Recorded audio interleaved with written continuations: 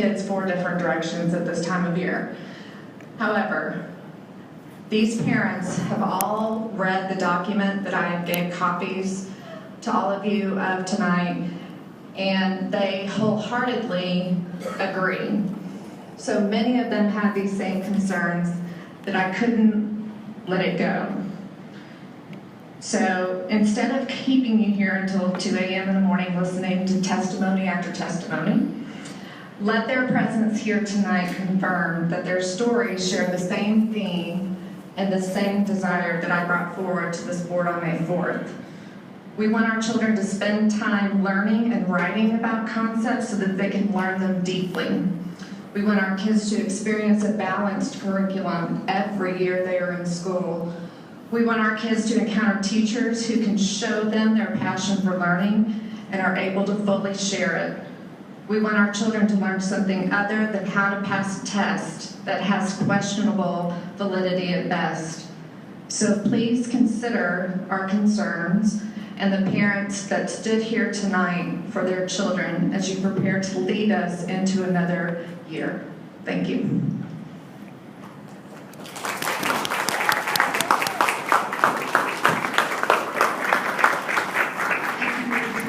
Thanks also to the other guests who are here. We showed your support for her comments. I appreciate you taking the time to address the board and share your concerns. Thank you. Thank you, Dr. Wagner. Our next visitor is Ms. Bonnie Abity.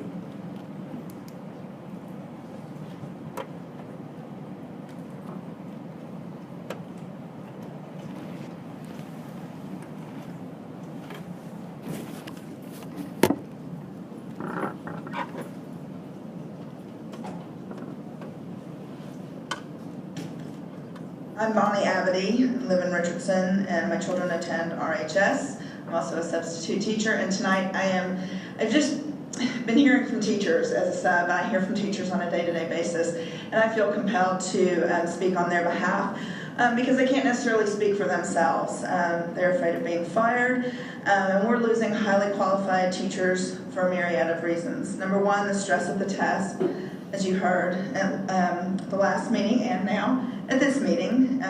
Many parents spoke up against it. It's got to go. Your department heads may or may not have much experience in the subject matter.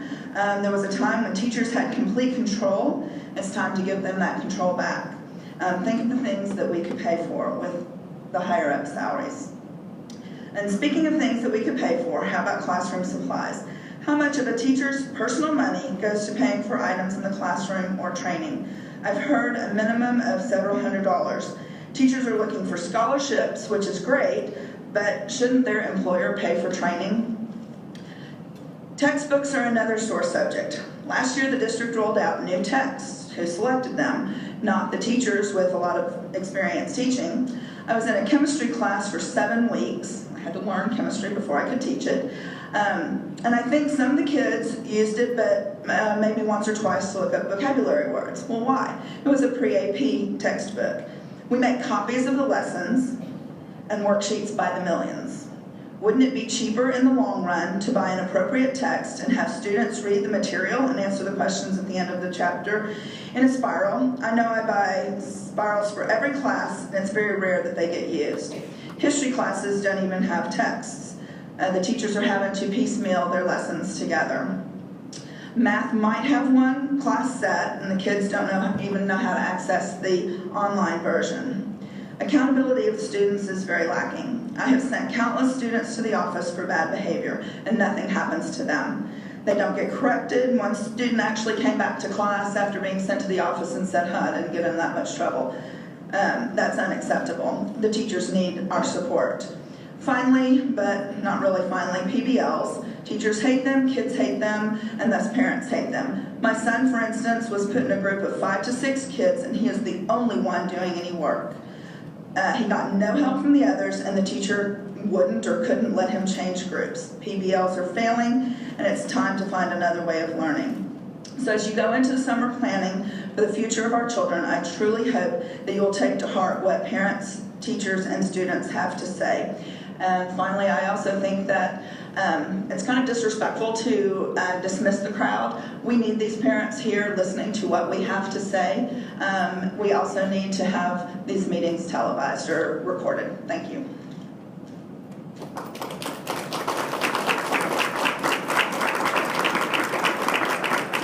Thank you, Mrs. Aberdeen.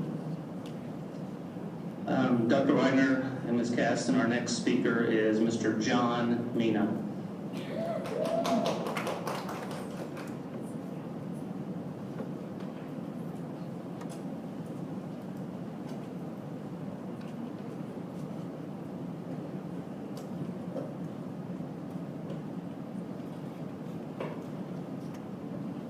Good evening, ladies and gentlemen of the board. My name is John Mina, and I have two children who currently attend Merriman Park Elementary.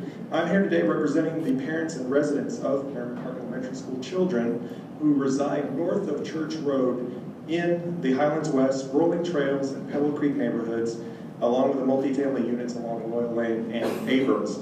We're here to ask for RISD's help in providing a safe route of passage for our children to be able to walk or bike to and from school each day. When Merriman Park opened 35 years ago, bus service was provided to our neighborhoods. Shortly thereafter, a school zone was also put in along Church Road, and a crossing guard was provided at Torrey Sound, and bus service was then discontinued. This allowed students in our neighborhood to travel down Torrey Sound and get safely across a 4-lane road, Church Road, and they were able to travel to school without fear of riding along a major road or intersection. I know this because I was one of those students. Over the years, the children grew up and the numbers began to dwindle. So, of course, the crossing guard was removed, as was the school zone. However, in recent years, neighborhood turnover has occurred. Just last year, this board voted to expand Merriman Park by adding 6 new classrooms based on enrollment projections. Our current school directory shows over 60 students who reside in those neighborhoods alone. And, of course, that number is going to continue to grow over the next few years. The City of Dallas has denied our request to reinstall the school zone along Church Road. They tell me that there's not enough gap space between cars.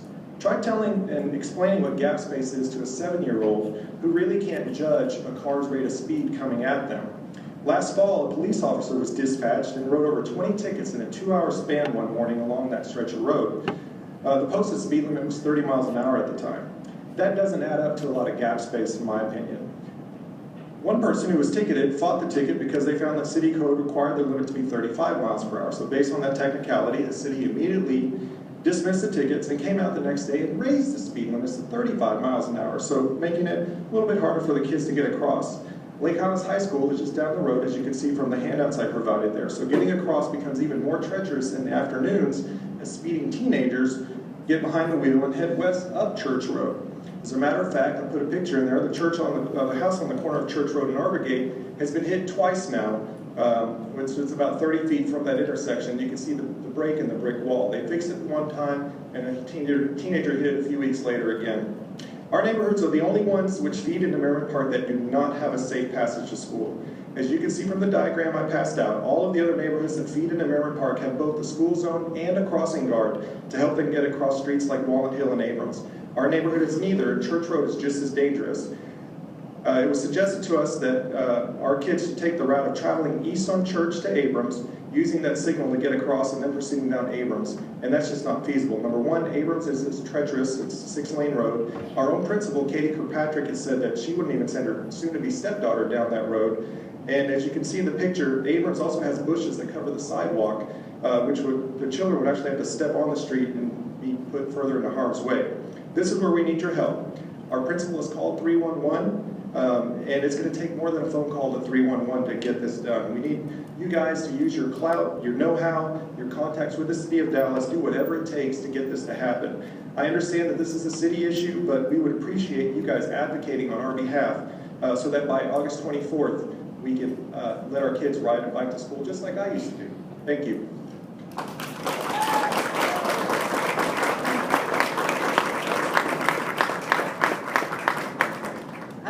Take this liberty just to provide some factual information. From my understanding, the City of Dallas has a request open, and they're in the process of evaluating that. So I know we've made some contact there. So that's just some factual information. Thank you. Thank you. Our next guest is Ms. April Marine.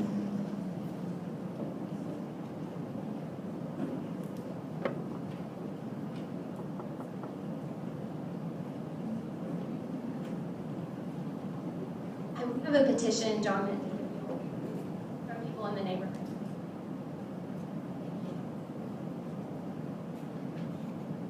Hi, my name is April Marie, and I have 3 children at Merriman Park Elementary, and we lived at 9065 Church Road for 8 years, and it was a school zone when we moved in 8 years ago, and was for as long as I can remember.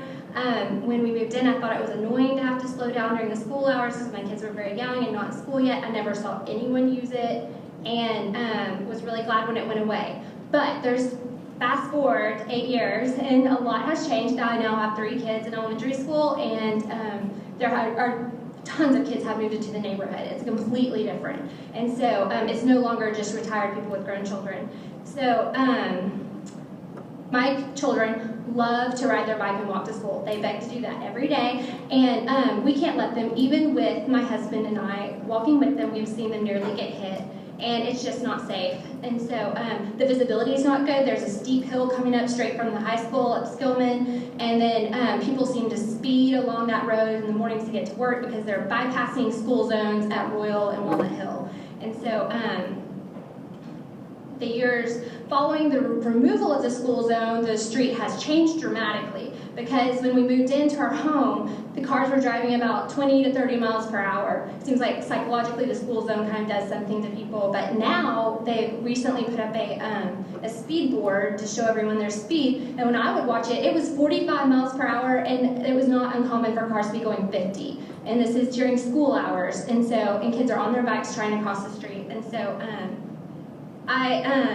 it's simply become an unsafe situation. And like John mentioned, when we complained about it, the speed limit was raised, and we feel like this is on the rest of Church Road, it's only 30 miles per hour, and why is ours 35 when we have the most houses fronting the street? It's we felt like it's unsafe to send our son out to get the mail because our mailbox is on the street with cars driving so fast, the house that has had the car slam into it, it's happened 3 times, is the house across the street from ours. And our children's bedrooms are on the front of the house, and what if that had been us?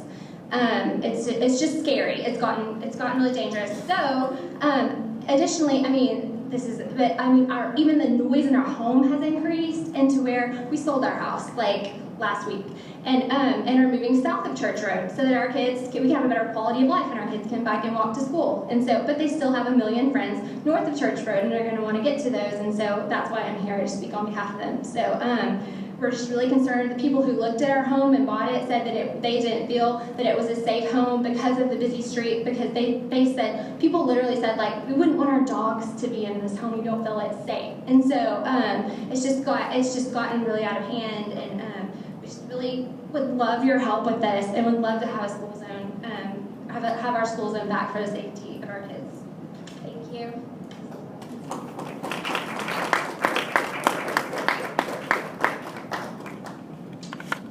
Our next visitor is Mr. Philip Peterson.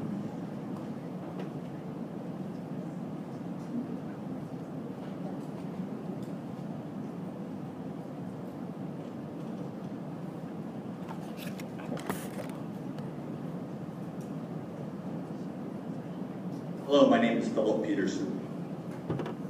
Came to Richardson, where I have 2 boys in Richardson Berkner, 10th grade, and I have a graduating son from the STEM Academy that's graduating this Sunday, yes. The topic that I'd like to present information only is risk mitigation, our ISD athletics program in the manner of the Tri-City Ball. The information that I am conveying on this matter has been presented through RISD administrative channels, on through open records, Coach Tovar, Athletic Director Letford, Athletic Director Doobie, Vice Principal Berkner Stewart, Dr. Griffin, Peggy Dillon, Ms. Branham, and has been copied to Dr. Wagner. This information that I am conveying on this matter has also been presented outside of the district. It has gone through the Garland Independent School District Public Information. It's gone through the Garland Independent School District General Counsel Graham. It It has gone through the Garland Independent Internal Auditor, Martin. Subsequently, it's gone through Garland Independent SRO, Stedman, and Garland Police Department Internal Affairs Investigators and Chief of Police Maintenance.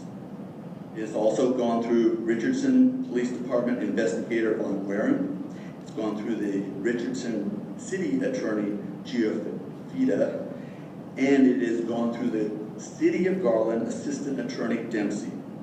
This matter has also gone through the Texas Office of Attorney General and is currently in the process of going through the Plano Police Department Professional Standards Unit. The investigator for that is Lewis Baker. Finally, this matter has gone to the University Interscholastic League Director of Compliance, Stedman. There has been a recommendation that the Dallas County Grand Jury intake look into this matter. The reason I'm here is to request an extended dialogue at some time in the future. I'm sure at this time you can talk with your district council, Martin, and she will have partial information on this matter. Thank you for your time.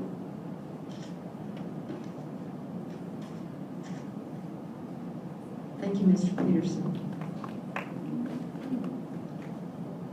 Our next visitor is Mr. Bill Ames. Go, Bill.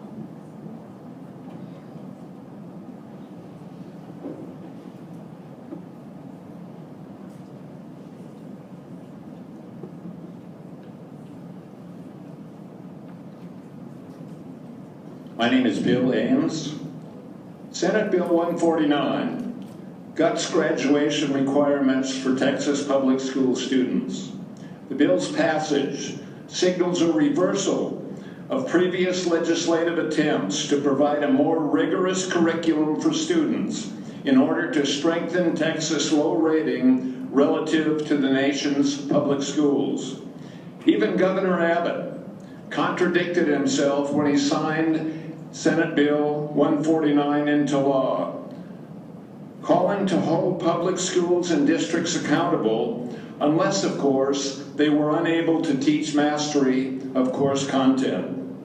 But RISD's implementation can make this bad bill even worse. At your study session on May 18th, there was a long discussion of the process by which students who received passing grades but failed end-of-course tests would nevertheless be considered for graduation. An individual graduation committee comprised of a parent and district personnel will decide whether each failing student will be allowed to graduate. It is obvious that each committee member is highly motivated to pass the student through, since the parent wants Johnny to graduate and district employees are measured by graduation rates. The SB 149 ISGs are modeled after the School Success Initiative's Grade Placement Committee that provided a method for social promotion for students who fail end-of-course tests in the 5th and 8th grades. These committees have largely failed their purpose, being driven by perversive incentives to promote students no matter what their course content mastery. In the 2013-2014 academic year, committees across Texas socially promoted 95% of 8th grade students who failed end-of-course tests. It has become fashionable to criticize the EOC tests, but other factors warrant board investigation.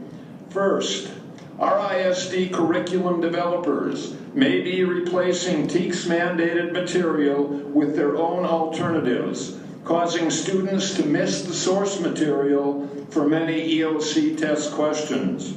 My recent email to the board members about non-TEKS global warming indoctrination at the MST Magnet School is an example. Second, the ACT testing organization has identified long-term trends in high school grade inflation. And third, perhaps most critical, a veteran RISD teacher has lamented, "My students have demonstrated mastery of the material in class, but their reading comprehension isn't good enough to handle the vocabulary used in the EOC test." And this is not just ESL students. Please conclude your comments, sir. Thank you. Sir, I was at the meeting last month and you allowed an individual to go up.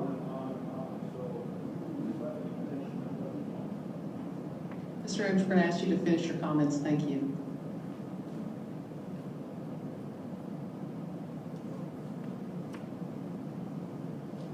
Mr. Bowen, do we have any other visitors this afternoon? We do not. That it concludes our visitor section. Thank you. Thank you. And thank you to our visitors for coming tonight. The next item on our agenda is our consent agenda. Does any trustee wish to have an item pulled for separate consideration? If not, may I have a motion on the consent agenda, please? So moved by Mr. Oliver. Do I have a second? Second. Second by Dr. Kuhn. Is there any discussion or any questions? Mr. Oliver?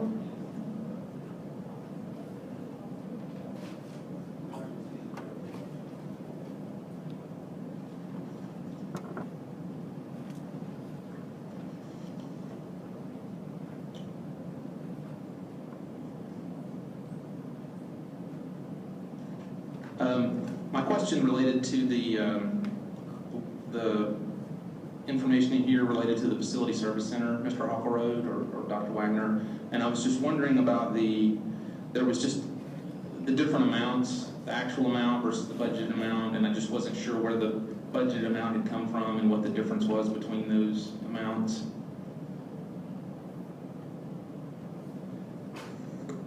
The difference on that, the total on the budget, Mr. Oliver, includes furniture, fixtures, and equipment, and the dollar amount that's on the bid would just be for the construction. Oh, okay.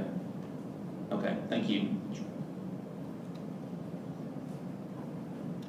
If there are no other questions, we have a motion and a second. All in favor, please raise your hand.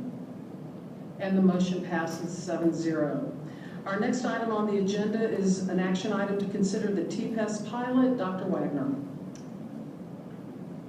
Okay, this information is found on page 71 in your booklets, and we are bringing a proposal to you tonight to formally approve our participation in a pilot at the state level.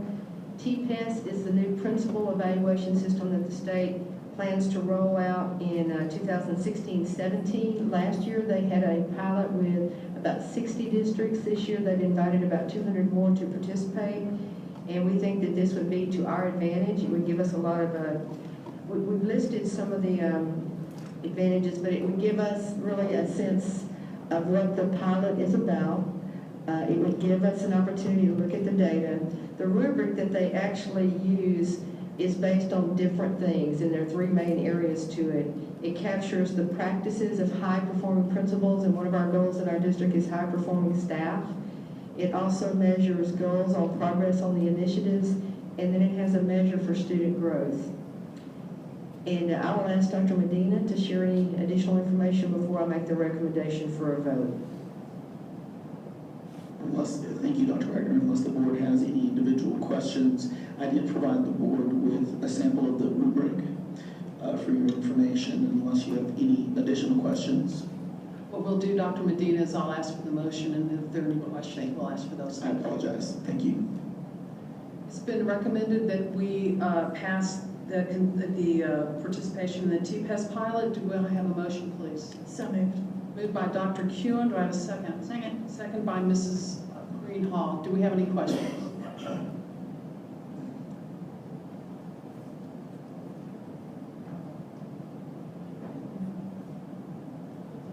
Hearing none then, all in favor of the motion, please raise your hand. And the motion passes 7-0. Thank you. Thank you.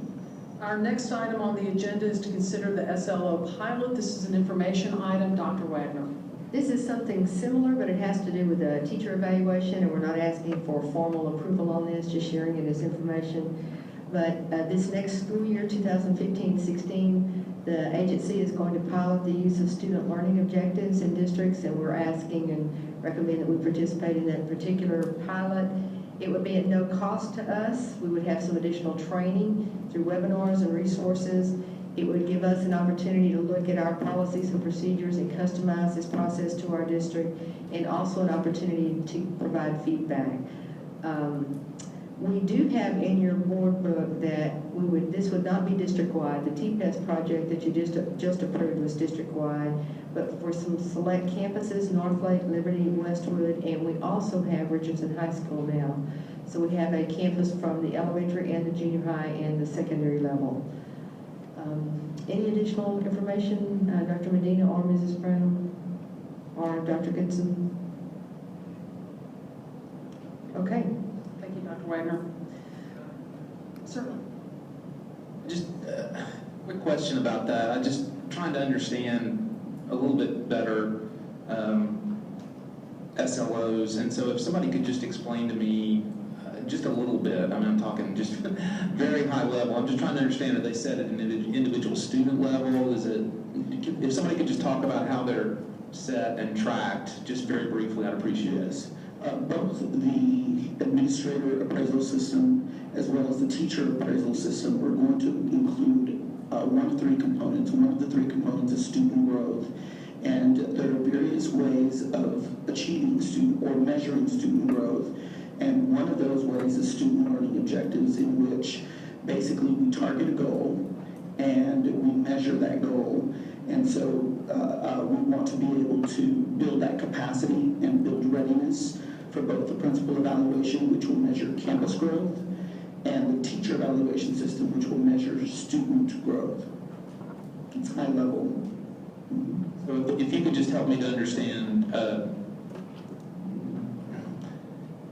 so at the teacher level, there are individual SLOs for the kids. Give me an example of what one of those might be. Okay, let's say, for example, at the campus level, a teacher identifies within their, it could be what they observe in the classroom, it could be based on state assessments, teacher assessments, an area of need for their students. They collaborate in some cases as a team within a PLC to identify a given area.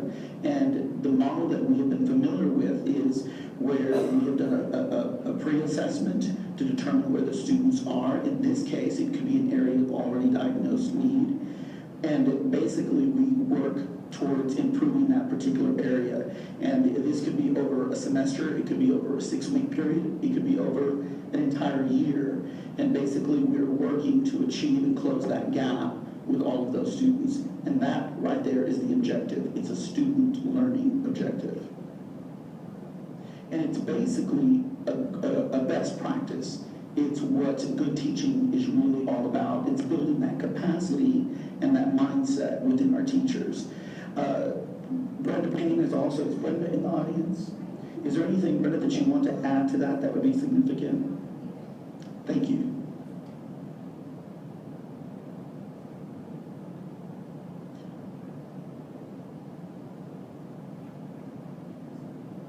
Thank you, Ms. Gaston. I just have one quick question. You said that Richardson High School was added to this list. Is there any, can you explain why these particular campuses were selected?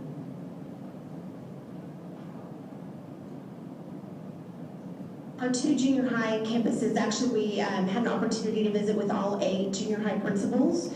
And as we went through the conversation to talk about the opportunities that this pilot provided us, these were 2 campuses that volunteered. One of the things we were excited about is that we have one campus that are veterans in understanding the slow process from a previous grant opportunity, and then one campus is newer to the slow process. So we're going to have an opportunity to really understand how both groups of teachers are going to transition as we enter in the new teacher evaluation system.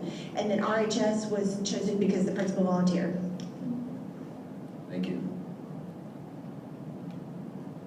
Okay, Dr. Goodson?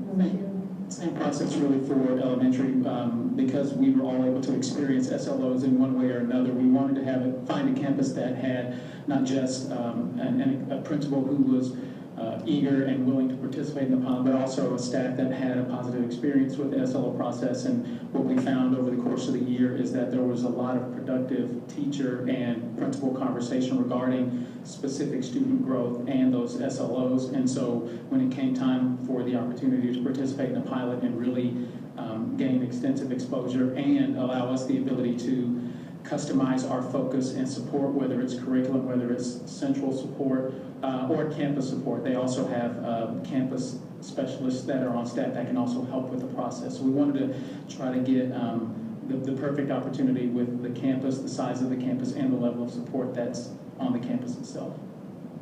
Dr. Wagner, if I can add just one piece, excuse me, I'm kind of losing my voice here. There are different models for student learning objectives. And you heard Dr. Goodson and as well as Tabitha Branham talk about our participation in developing SLOs this year. This was a particular model that we exposed our teachers to this school year. And this model that the state is rolling out will look somewhat differently.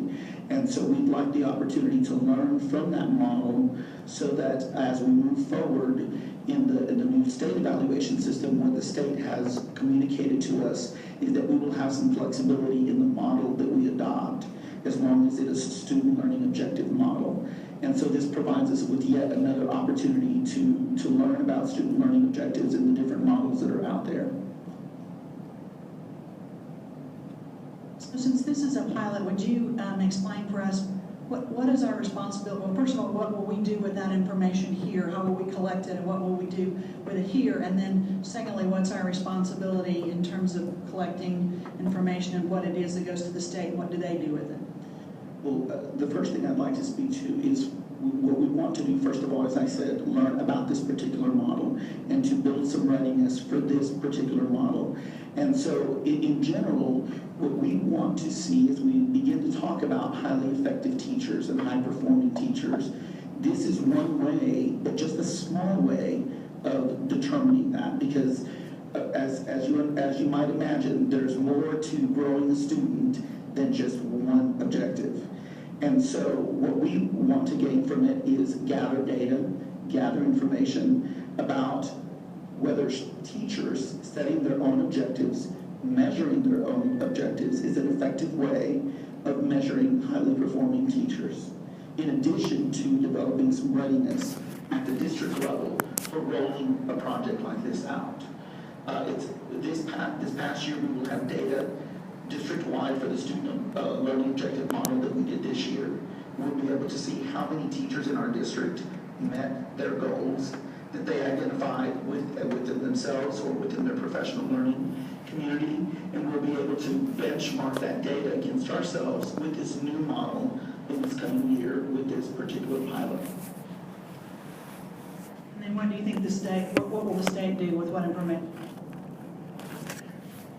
First of all, in working with Region 10 over the last month or so, they're really looking for the opportunity, as a pilot would, to gather information about process. How would districts roll this out in this year?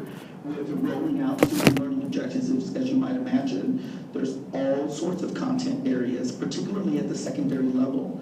And to provide that training for each of those content areas was a challenge. And so we want to be sure to communicate to the state and some of the learnings that we took away from this year, and as well as some solutions.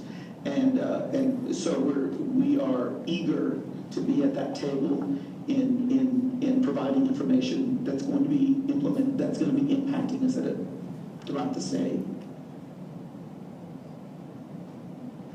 This is really an initiative that the state has pushed back now for 2 years. Yeah. And so I think it will help us as we move toward looking in the direction of being sure that we're measuring teacher effectiveness most, I guess, beneficially in terms of how it impacts student achievement. This is another data point for us and gives them some experience prior to the state rolling anything out. And it gives us, as Dr. Medina said, 2 different systems to compare. Because this year we implemented a system where every teacher had to report only value-added growth if they had a state-assessed area, or if they didn't have a state assessed area, then we had an SLO. All right, any other questions? And our next item on the agenda is to consider the dual credit contract. Dr. Wagner. Okay, this is a standard item. We bring it to you each year. We need approval each year, but the district has basically had a contract with the Dallas County Community College District for many years for dual credit, and then in 05-06 we contracted with them for advanced placement courses as well. But the courses that we contract for are taught both at Richland and taught in the district, and both by their teachers as well as our teachers. So there's a lot of flexibility. It's a great benefit to our students. There's no tuition. They have the opportunity to participate in rigorous coursework to help them prepare for college. Enrollment has steadily increased. And so what the recommendation is tonight is to continue to participate in the dual credit program with Dallas County Community College and authorize us to take the necessary actions to implement the program. Thank you, Dr. Wagner. We have a recommendation from the superintendent. Do I have a motion?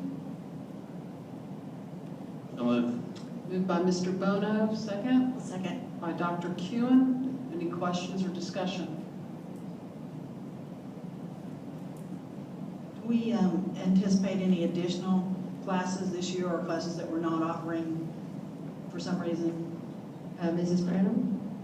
Yes, ma'am, we have added 9 new CTE courses such as a medical administrative support practicum in business management, medical software applications, which is also a practicum in business management, and we've added some theater arts courses, introduction to theater, as well as a voice and articulation course. So 9 new courses, and then 58 returning courses for a total of 67 articulated courses.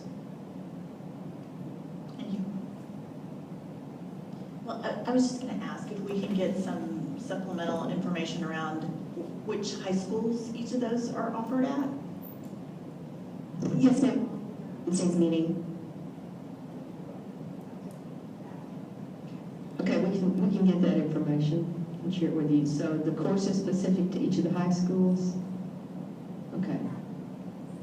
Mrs. Hayes, did we share that in the K presentation earlier? Yes, ma'am, we shared the potential for the new articulations that we were. Okay, do we have it by campus? I do not have all of them by campus yet. We're still finalizing some of ours. Mrs. Branham has some ones that we do have. Okay. Any other questions? We have a motion. All in favor, please raise your hand. And the motion passes 7-0. Thank you. Our next item on the agenda is the budget status report. Dr. Wagner. Okay, this is another standard item that we bring to you each month. The board always approves the budget at 3 different levels: the operating budget, the child nutrition budget, and then the budget which supports our debt service. And each month we do have changes. And so I'm going to ask Mr. Harker to outline the changes, and then I will make a recommendation for approval. Thank you, Dr. Wagner. If you look on page 78, the changes, all funds are listed on 78. There are 3 increases to the budget that are on the right-hand side. The first has to do with reimbursement received for testing that we were able to enhance the budget, guidance counseling, and help fund additional ACT testing for students. The other 2 have to do with debt service, and the first of those is $350,000 increase on the debt administration side. That has to do with the fact that we had an additional refunding opportunity this year compared to what we had originally projected when we adopted the budget. We had 2 refundings and for a larger total amount, and so this relates to the closing costs for that additional refunding, which saves our taxpayers dollars, and that's the reason we brought it forward with the interest rates being low.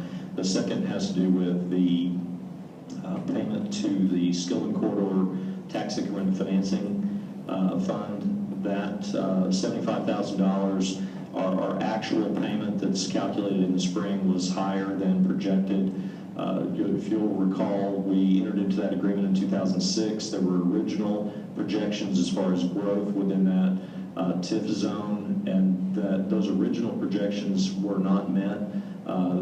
Because of what happened with the economy in 2008 and 2011, slowed that project down considerably, our projects down. And so we were not able to use original projections in developing the budget for the TIF payments. And what we've had to do is use prior year payments and then apply a percentage increase based on our projected growth in taxable value.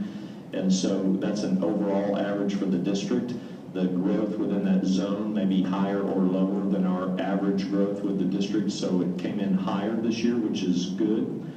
Good news that the growth within the zone is exceeding expectations a little bit from what we had set, but it's still below the city of Dallas's original expectations. But that drives a budget increase for that payment. Those are the only increases in the budget. The other items are what we refer to as fund neutral, transfers between functions within the fund. I'd be happy to answer any questions. Okay, and let me do a formal recommendation. We just recommend that the board approve the budget as presented with the changes. Thank you, Dr. Wagner. We have a recommendation. Do I have a motion? So moved by Mr. Oliver, second from Mr. Lynn. Are there any questions? Tony, just a quick clarification. Sorry, Madam President. Thank you. Go ahead, Dr. Kuhn. Okay, thank you. On page 89, can you just talk through what the student tuition changes are? That's just a transfer. They were moving funds just between items that they had coded. Those are reductions in student tuition, non-public schools that were just moved to one of the other items above.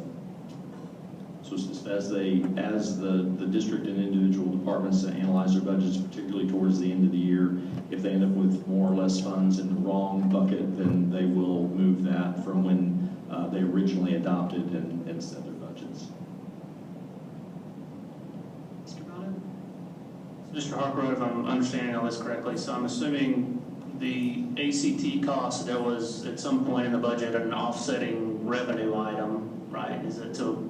Correct. The way I understood that? Okay. It allows us to pay for additional ACT exams. Okay. So we're overall cost neutral and bottom line neutral relative to... We are. Additional revenue came in and was booked, and so we were able to increase the budget. Normally, you would see that in the form of a gift. When we receive gifts for top 10 or some other item, it allows us to supplement the budget, and it's offset. But since this wasn't a gift, it was a reimbursement. You didn't see the revenue side. We don't typically amend revenue during the year because you don't actually adopt a revenue budget. You only adopt an expenditure budget. Okay. And then on the debt service or debt administration item, the $350,000, I think it's important that everybody knows, especially for some of our newer colleagues, the significance of the overall savings to the district that refunding opportunity represented, over and above this one item. So if you could elaborate on that a little bit. And I don't have the details with me tonight on that refunding that was approved at the May meeting, but certainly I can bring that and send that out again. But it was significant for us on both refundings.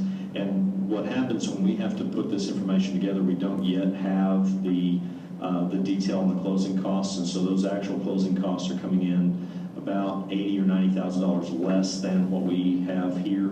But we wanted to give ourselves a little bit of a buffer as those items change all the way down to the date that we close. We anticipate closing on the 4th of June. But it's millions of dollars in savings overall. It's helped us manage that debt tax rate with no increase for a number of years while we're still issuing additional bonds, and just part of our due diligence to look at opportunities for refunding, just like you would personally on a mortgage or other item like that. And we can get that figure for you and share that with the board this week. Any other questions? Mr. Lynn? Thank you, Ms. Caston. Mr. Hopper, can you just kind of give me a general geographic area for the TIF district? I'm very interested and very glad to hear that it's overperforming.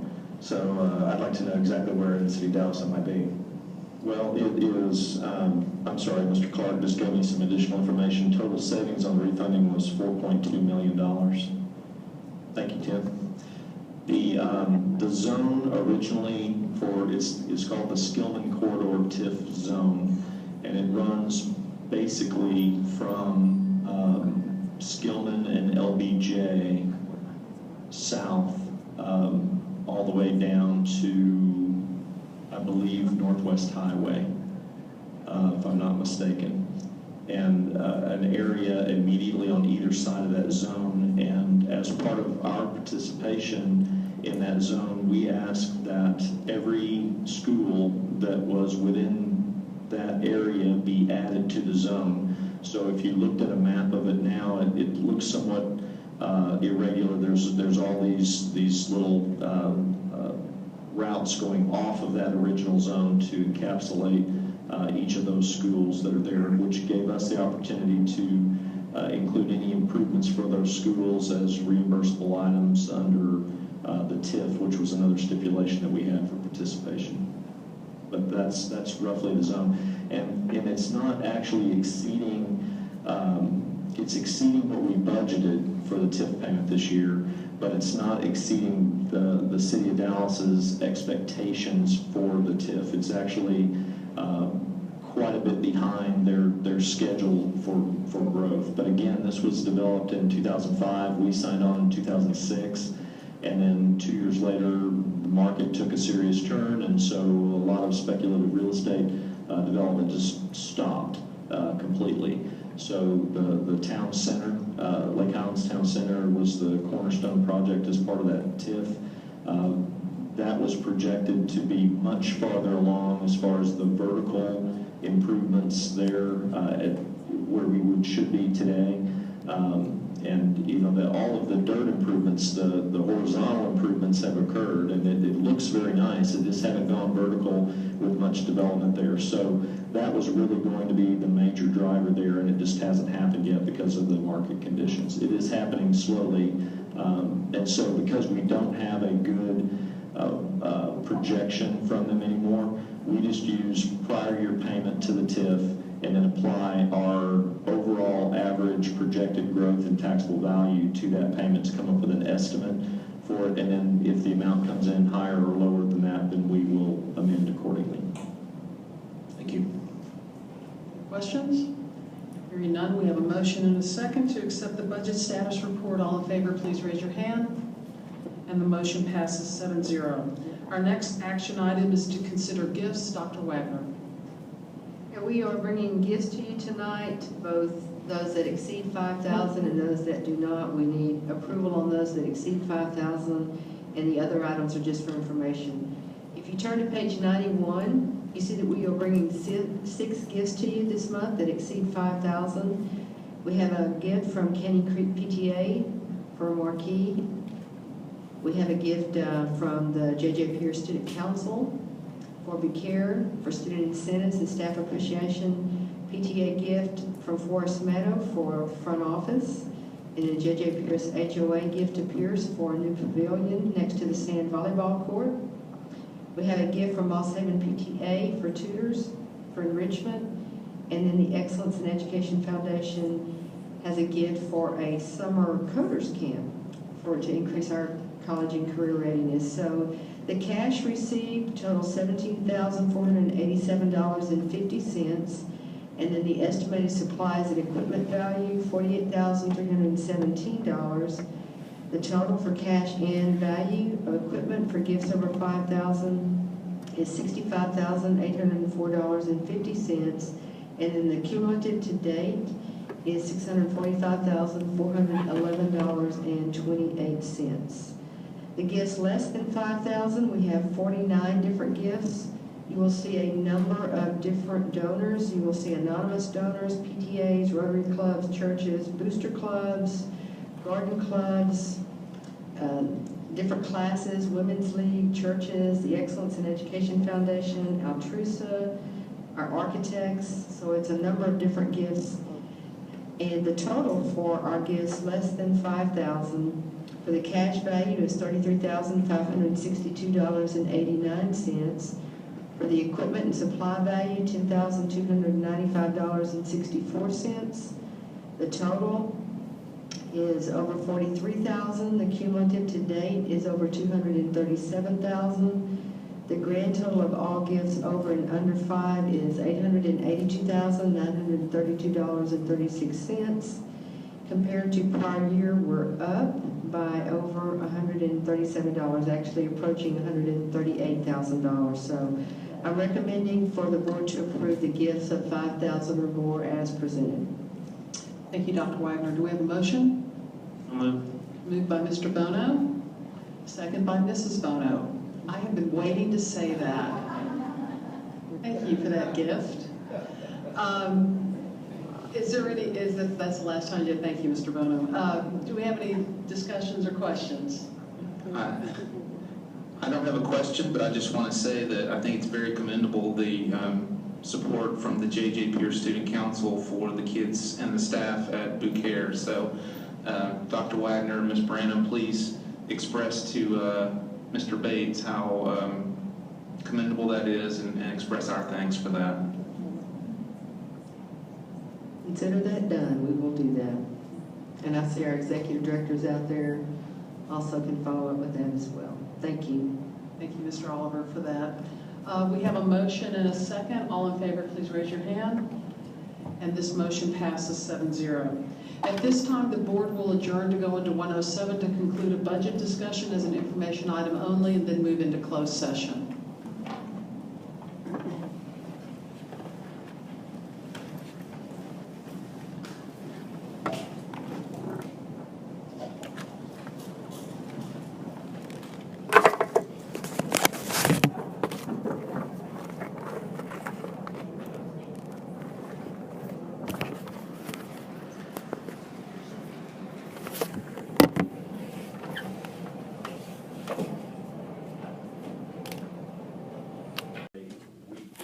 Every year. I'm sorry.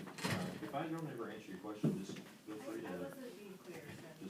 Well, no, I think you probably were real pretty nice to say it again. I just had to hear it twice. But, well, then you blow out your eardrums. What we do is we have a placeholder in there for JJAP, $50,000, and so we never know how many kids are going to go to that juvenile justice AEP environment versus Christian college.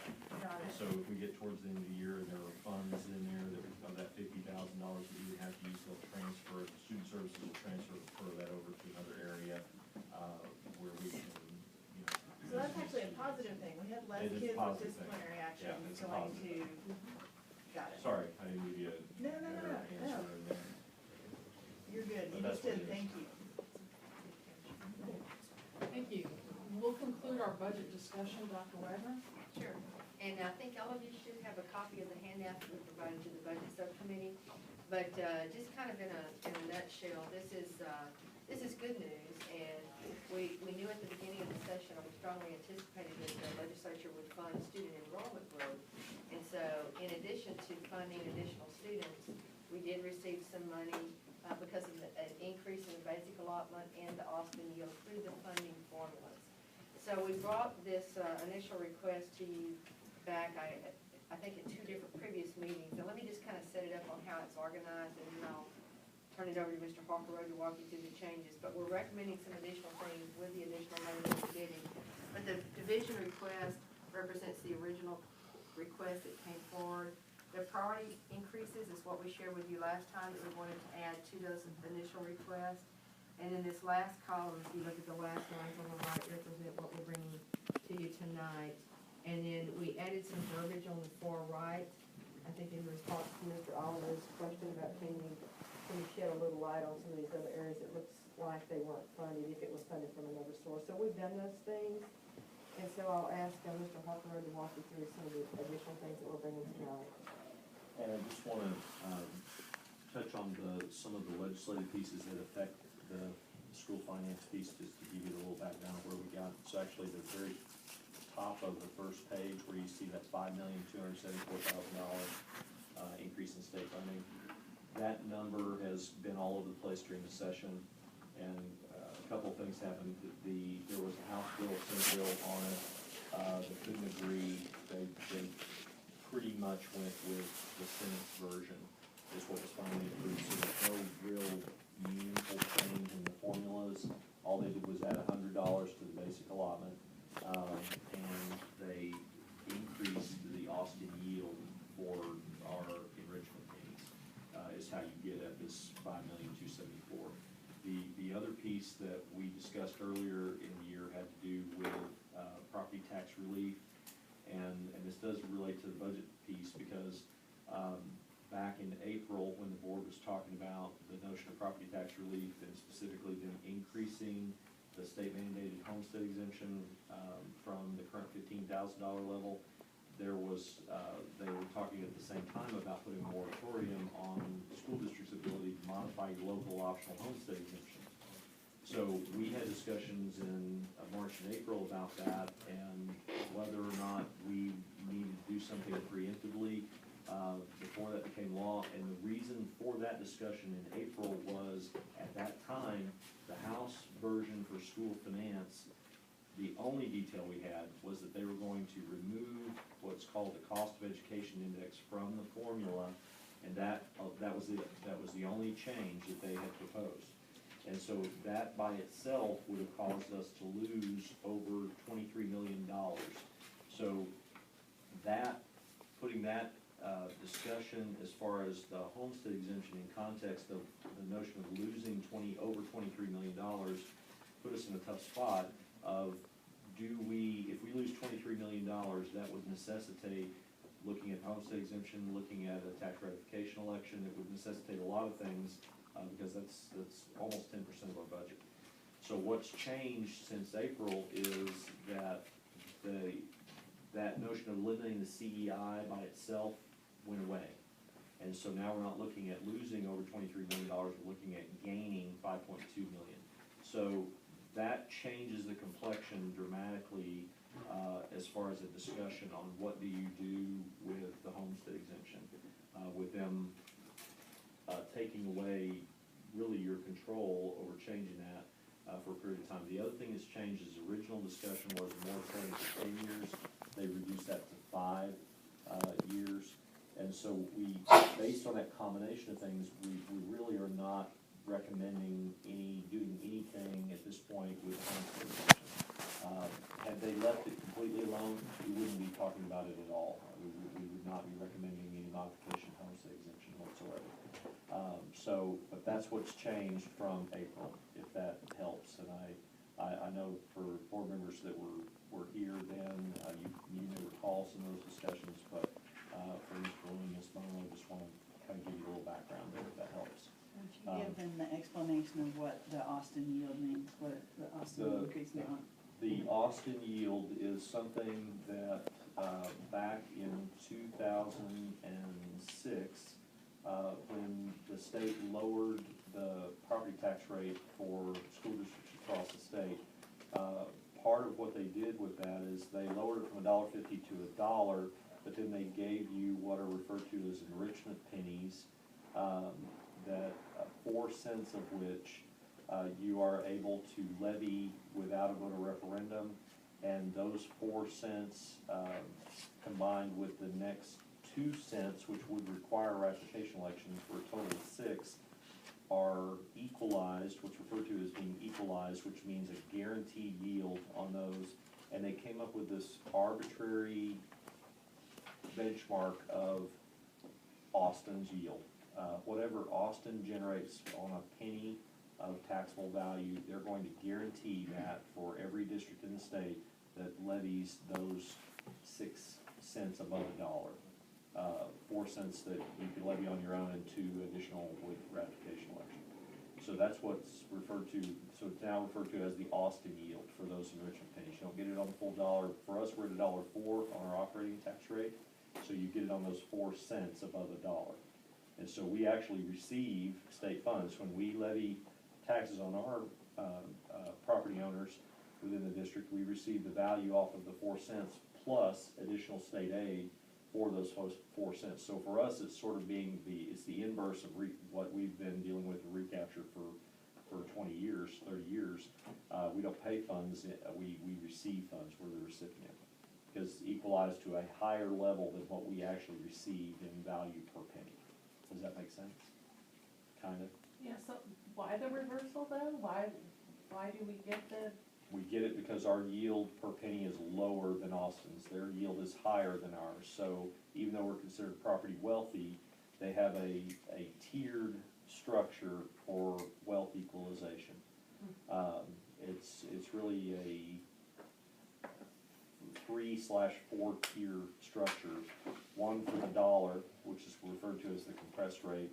Another for the next 6 cents, and I say 3/4 because of that 6 cents, 4 cents you can levy on your own with no ratification election. The next 2 require ratification election, and then you have a total authority to levy up to $1.17 on the maintenance operating side.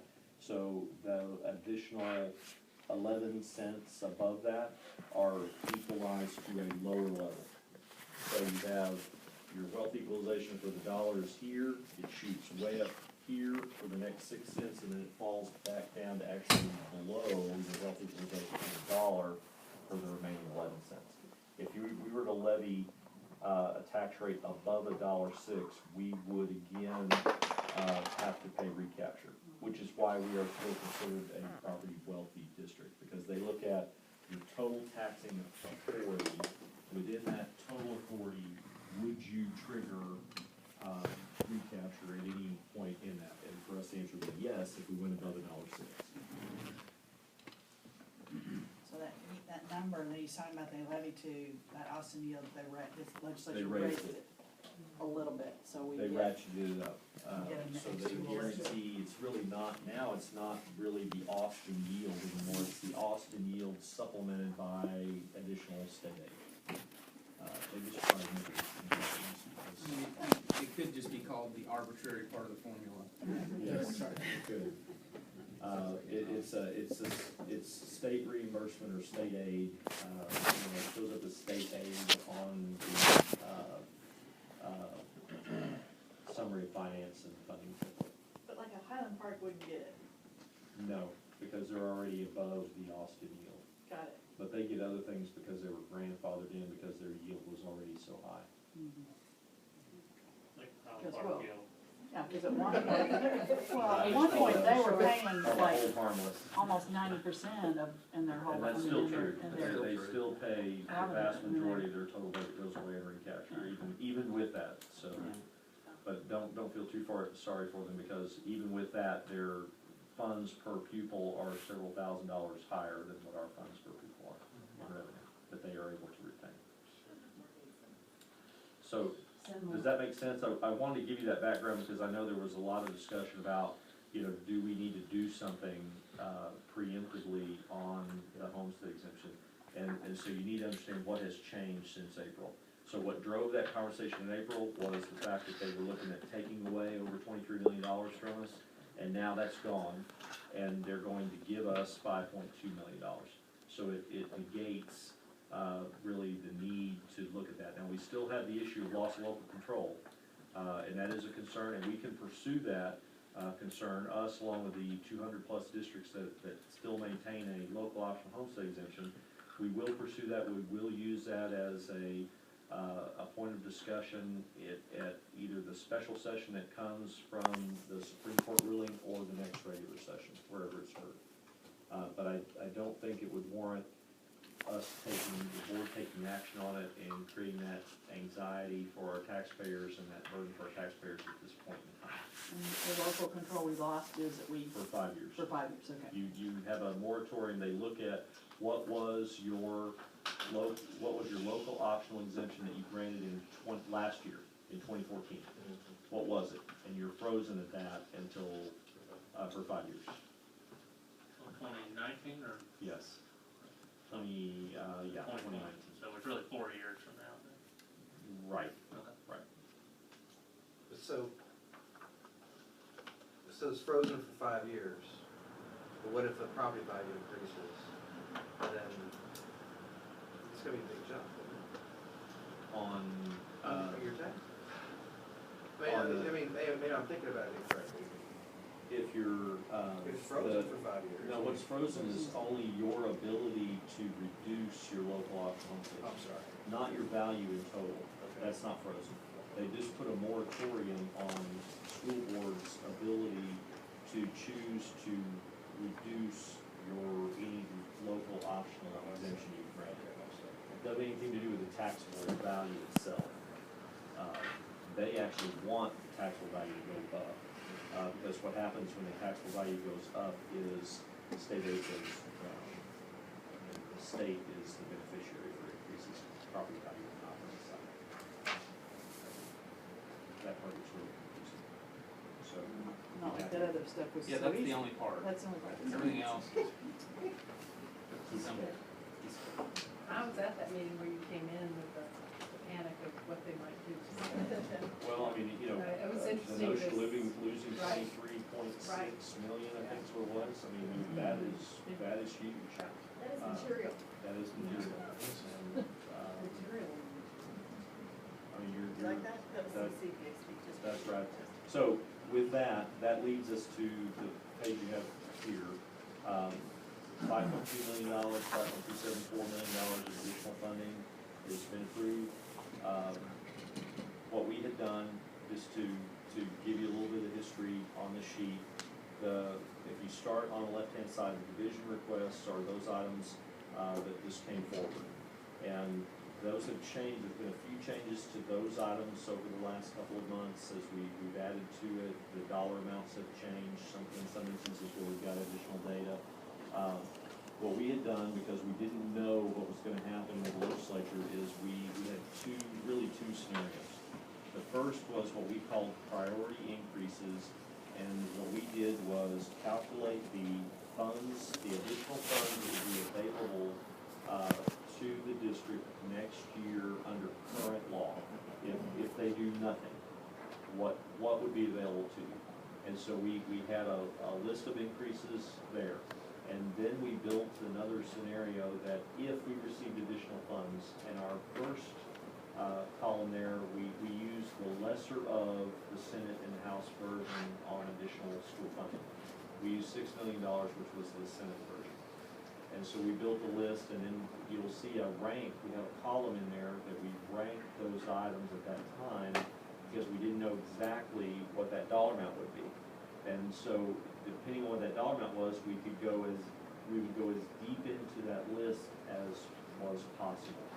So you'll see a rank of 1 through 8, I think is what you see. A couple things have changed, and we'll go through these section by section, just to give you some sense of it. And Dr. Wagner's right, we did add a notes section that Mr. Oliver requested, because there were some of these items that we didn't just drop them from the list. We were able to fund some of them another way without having to bring a budget increase, whether it was a title fund or there were other funds available within the department. And so we were able to satisfy those needs in some cases. And so those items are listed on the footnote section on the far right-hand side. So some of what has changed from the last version you had is under secondary C&I. There were 2 instructional specialists that were previously funded out of Title II, and those funds are reducing. And so we'd like to be able to preserve the positions. Those were not on the original request. That's something that has occurred since we had that dialogue. So we've added that $120,000 in and into the division requests, and would like to have those be part of the budget increase since we received additional monies. Another change, if you go just to K-12 curriculum instruction, the next section below that, the leadership training, the last item there, originally that dollar amount was $75,000, and it has now increased to $169,000 because we've expanded the number of people that will be involved in that training. So we think that's a positive thing, and we were able to include that with the additional funds section.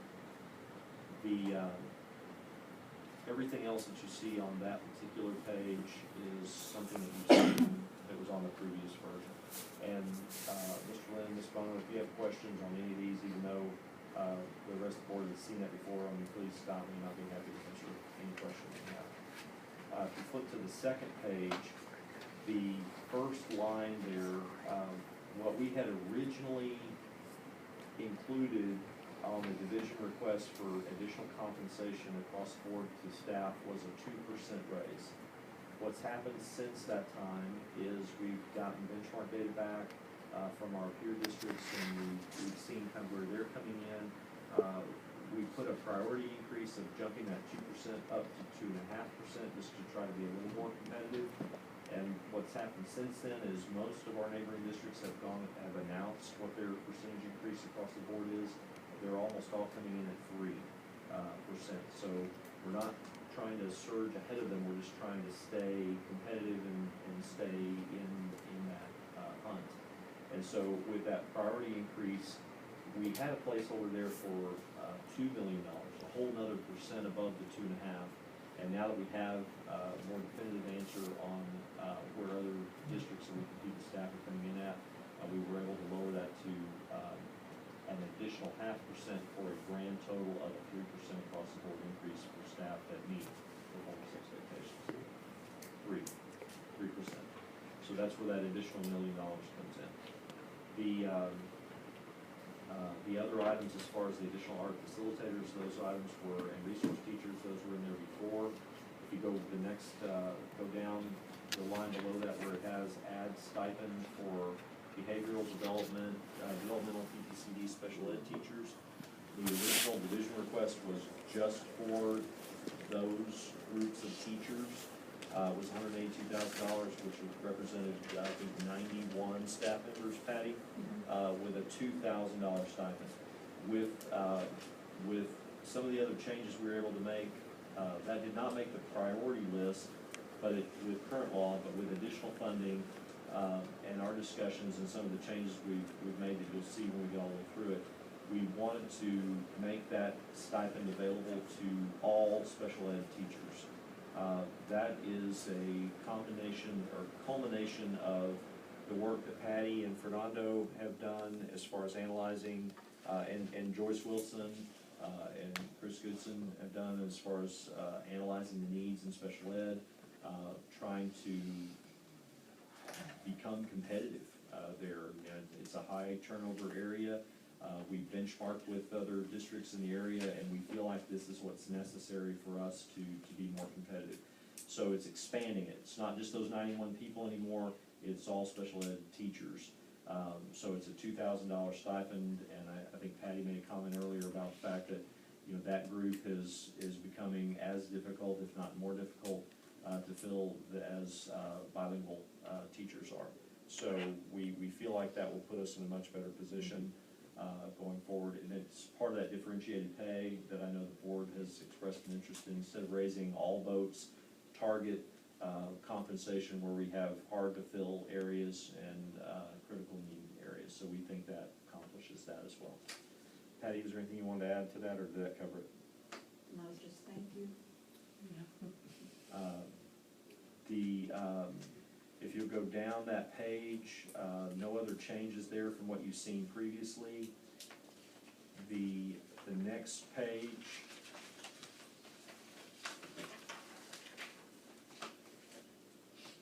changes here. We've had a couple of things happen on the finance and support services piece. We just completed and approved it tonight, the new bank depository contract bid. That involves a slight increase in the total fees there from what we had budgeted and were able to receive through Bank of America. Previously, Bank of America has decided that they did not, we didn't even receive a bid from them on that. They were not able to, with a depository contract, you can extend your original 2-year contract as long as there is no increase in change in fees, and Bank of America could not do that. They needed an increase in fees to make it work for them, so they weren't able to extend, so we had to go back out at the end of the original 2-year commitment to do the request for proposal. So that's we looked internally, and we were able to cover part of the increase with existing departmental funds, but we have a $46,500 increase there that we have no control over. The other is we received the budget for next year from Dallas Central Appraisal District. fees, and we were able to cover a portion of this within the departmental budget, but could not cover the whole thing, and $44,531 increase that we have no control over as well, so those come into the priority side of things. We did get that last item under finance. There, we put a placeholder in because early in the session, all indications were that TRS Care is deficit, and that the state would be increasing their contribution as well as the district and employees' contribution to that fund to make it solvent. And so we put a placeholder for what we believed would occur there, what we had heard. That did not pass. And so the state is increasing the state's contribution to TRS Care, but they are not requiring additional contribution from the district at this time. So that's $425,000 that does not have to funnel through on budget increases. So that created additional funds, along with the fact that we didn't jump to 3.5% raise, created additional funds. So even though we're getting 5.274, we had built it on 6 originally, we had $1.4 million that came off. So we had additional funds to be able to do the special ed stipend and the secondary instructional specialists. That's how that worked. The last item on here is under, we have it listed under options for additional funding, and that's the potential increase. I'm sorry, the next to last item here is potential increase in medical contribution, $500,000, and that's part of our benchmarking work and just trying to make sure that we remain competitive as far as what we're contributing for that benefit for our employees. What we don't want to have happen is ignore that, let those premiums increase, and then that negates part of their raise. And so staff do not look at it as a 3% raise. They look at it as that less whatever they're having to pay in additional medical premium. So we want to stay competitive with that. And we feel like a number of districts with additional funds are going to kick in additional contribution there, so we think that will do it. And then the real last item we had was the idea of reinstating the 1% expense variance. Years ago, what we would have is about a 1 to 2% positive variance on revenue and a 1 to 2% positive variance on expenditures was typically built into the budget. And the reason for that is on the revenue side, you never know, you do not know how many kids are going to show up, and you don't know which children with what weights and needs will show up from one year to next. We project and we do the studies on that, but we just don't know. And so we would typically, and you also don't know what your property values are going to be. We project that, we have, we're reasonably accurate there, but you just don't know. So it doesn't take very much of a variance there to have a material impact on your budget. So we would retain about a 1% to 2% variance within that buffer to allow for those. On the expense side, the way that it was created is you build a budget, and then you would have, most of it occurred from open positions. Someone resigns, they leave, that position typically is not filled immediately. It takes some time. If they give you 2 weeks notice, then it might take you 6 weeks to get a replacement hire. So there's a gap there between those salaries. Add all those up, plus turnover. If you have someone retiring, Patty retiring is a good example with 40 years of experience. Her replacement likely won't have that same degree of experience. So they typically come in a little bit lower in most cases on the salary scale.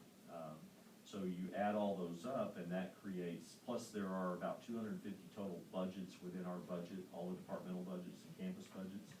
They don't typically spend them down to 0. There's some residual amount left in any of those budgets in any year. So you add that plus attrition and open positions together, and you would typically see about a 1.5% positive variance each year. What we did a couple of years ago when the legislature cut funding is we budgeted into that variance. So we would adopt a budget that would actually look like we were going to be slightly deficit, assuming that we would have that 1% positive variance, and then at the end of the year, when you actually closed your year, your budget would be, if you hit it exactly right would be zero variance, not deficit, not surplus. You get right on the mark. It's very difficult to do that on purpose. You might accidentally do it, but we budgeted into that variance. Does that make sense? What this would do, so that means we eliminated the revenue variance a couple of years ago with the cuts from the legislature, and this means that we also eliminated the expense variance. So we didn't have any buffer in for any fluctuations in any of the variables that are part of our budget. That puts us in a very difficult position. We have a number of things that happen during the year that it would be helpful if we had some buffer to be able to cover. And the best example I can think of is we used to have a reserve for teacher allocations.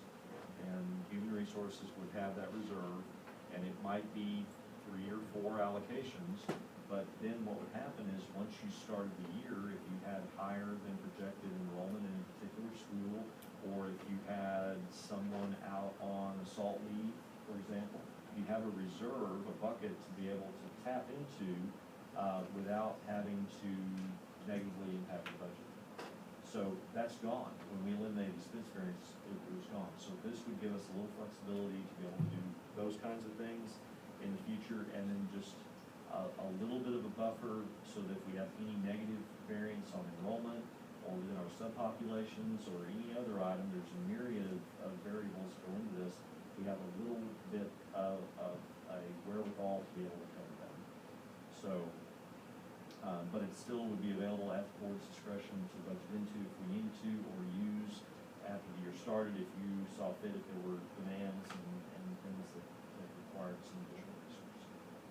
So with that, when you take into consideration the funds available under current law, priority increases, the new money passed with the appropriations bill, and then all of the additional expenditures that we've included in that column, we come up $61,000 positive. And it's not a contest to spend it to zero. So we would recommend that we stop and that the small residual amount would just roll into your next budget cycle, be available for you to consider. So this is not something that requires action at this time from you. We just want to give you where we are, get any direction from you, and then what would happen is if you're comfortable with this, we would move forward with the compensation piece and communicating that out, and we would incorporate these items into the proposed 2015-16 budget that will come to you later this month. Would you address why the reduction in transportation expense? What happened there that we were able to reduce that $200,000 in that first? Sure. We had built in, as part of our long-range planning, we use a 5-year rolling window for budget purposes. We had built in an increase on fuel costs and transportation costs for 15-16. Our actual costs are coming in lower than we projected. Fuel did not increase as much as we thought. We were able to eliminate some of our overflow routes with the construction that we completed last summer, and so we're able to come in a little bit below what we had targeted on budget increase for transportation. We still have a budget increase, it's not as big as what is built into the multi-year financial plan. So that's $200,000. And then we were just completed this fall the bid for our electric service, and we were able to through our energy manager and our facility services staff, we were able to lock in a rate for a multi-year period. We typically try to, there's a cycle on electric costs. There's a peak and then there's 2 shoulders to that, and you want to catch one of those shoulders, and we caught one of those shoulders, got a very good rate that is lower than our current rate, and we're able to lock that in. That contract, our current contract does not end until December, so it's a future contract, locks in the rate starting, I believe it's December 15th or December 30th, but then locks that rate in going forward. So this is the amount that we would save in the first year of that contract, even so part year. And then you'll have the full savings form will be a little bit larger. And you'll see that as available funds coming to you in 16 and 17. Do you know yet how many days we're gonna run the AC? Because this is per day, so. This is per day. You know, that might be what we use that $61,000 for, is to add another day or two there. Okay. And give us a little flexibility for that. This adds one day, and, you know, we really will just take our lead from curriculum instruction and what they decide to do on that. If that needs to be 3 days, then we'll make it 3 days. And I think that would be an appropriate use for that small. We would concur with that. Absolutely. So we don't know at this point. We will know later in the summer, but it'll be after you adopt, and if we need to amend the budget, we can, if we can't cover it within existing funds. My only other question on similar topic, just thinking about our teachers, and it's a small dollar amount, but there was a $2,300 amount for childcare during professional development, which obviously in the vein of all the focus we're putting on teacher retention, and it's really that small of a dollar amount, and you know that would provide a benefit to our teachers. Obviously, that's a drop in the bucket compared to even the small variance we have. So, you know, if we could look at things like that are really small, kind of nickels and dimes that we're not able to touch in here, and see if we can, you know, pull some of those, an item like that. That's kind of one specific. We can certainly look at that to see if the reason it didn't make the cut was a logistical issue, or, you know, there might be a little more to it than that, but we can go back and look at that one. I think anything that we can do for the teachers, you know, our staff, small, large, that, as we've learned over the course of our HR work this year, is so important. That truly captures the specialness of our district and looking out for our folks. Mr. Lynn, I think we have one more quick question. Thank you, Ms. Cass.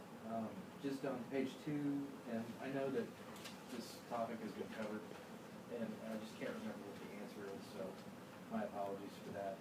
The request from Human Resources was to add 11 dyslexia teacher allocations at $569,000, and if I'm reading this correctly, we added 5 as opposed to 11. What was the reason for not fully allocating that? Was that a administrative issue, or? Well, no, it's, you know, what happens with division requests is I mean, Patty, do you want to speak to that? You asked for a pony and hope for a puppy, and we think that the 5 will probably cover our needs for next year. If we would have added all of those, then we could have taken away some of the responsibilities of the other reading specialists that are on campuses. But we felt like a bigger bang for our buck might have been in other areas. So we were going to stick with what we decided on the dyslexia teachers. Which is 5. Which is 5, Right. yes. And they got, was it 10 or 15 the year before? 10, I think. Was it 10? I think so. So they had some help recently. I know it went a little long, but I just want to give you the background on some of those things to try to help you understand where we were, why we're here.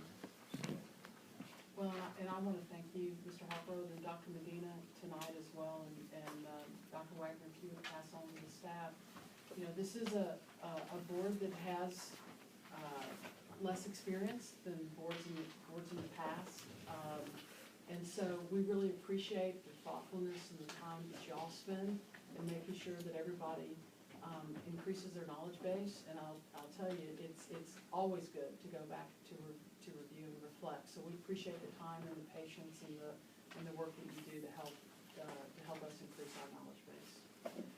All right. right, well, with that, board members, we are going to go into closed session. I'm going to say, why don't we take just a very short break to attend to personal needs? If that is so desired, then we will come, let's take about 5 minutes, and then we'll come back into closed session. Thank you.